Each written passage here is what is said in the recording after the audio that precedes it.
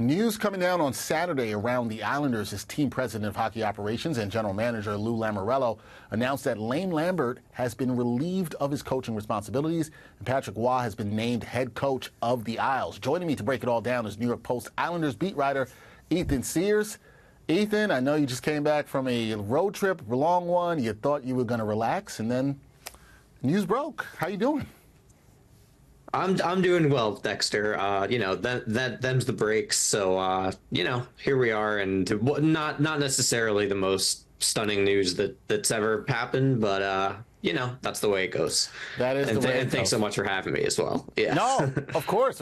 Always glad to have you to be able to talk some Islanders hockey. And Ethan, you talked about it not being the most stunning news because the Isles were coming off a Friday night overtime loss to the Blackhawks, which felt like it might have been rock bottom for the struggling team. Not sure if it was, but it might have been. Did Friday's loss seal Lambert's fate as head coach of the Isles?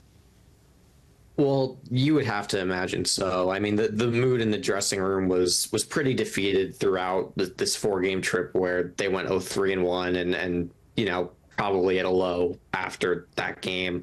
The confidence has been, at a low. And to me, that is really kind of the differentiator from the losing streak they had in November, which was the first time that, Lambert's job started to come into question. At that time, they lost 7 in a row, but, a few of them were in overtime. And the sort of message was that they felt they were playing good hockey and maybe not getting the breaks. And this time around, you heard a little bit of that.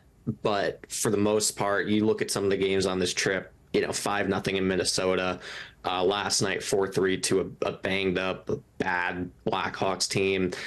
It was pretty hard to make the argument that they were playing well and just maybe not getting the bounces.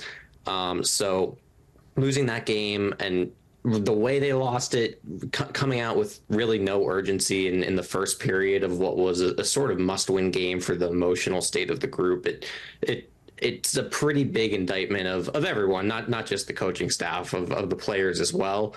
But I mean, that's the sort of thing that that gets a coach fired. Yeah, that's the thing that happens. I know after the game, a lot of the players stepped up. They took responsibility for the energy or lack thereof in the loss, but we see what happens today following that loss. Now, what's interesting here, Ethan, is the Isles, they didn't go with the interim head coach, and instead they hired Patrick Roy. Got to ask, was this the right move for the Islanders, and can Roy bring, what do you think that he can bring to the struggling squad? Yeah, well, it's a pretty big surprise, first of all, but, in my mind, it's one that should probably make Islanders fans pretty happy. I don't know that there were a lot of really great internal options for a potential interim coach. And, Patrick Roy, he hasn't coached in the NHL since 2016, but he had a very strong reputation when he was the coach of the Avalanche. He won the Jack Adams Award in 2014 as the coach of the year.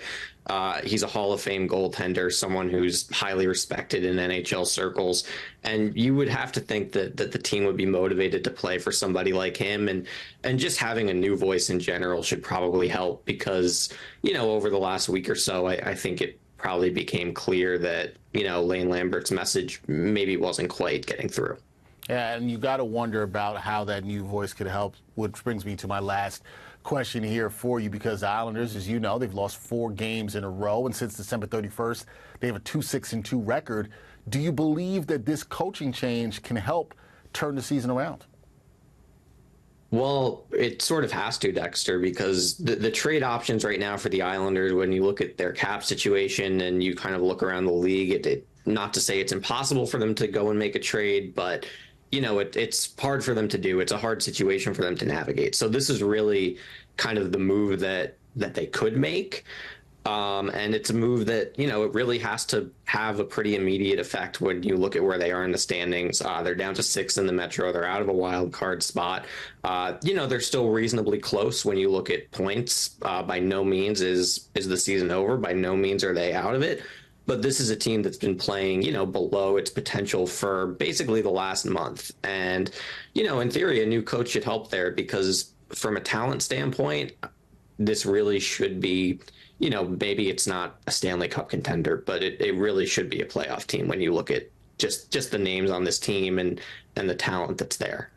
We will see if a new voice in the locker room can make a change for the Islanders. Lane Lambert out as head coach, in is Patrick Waugh.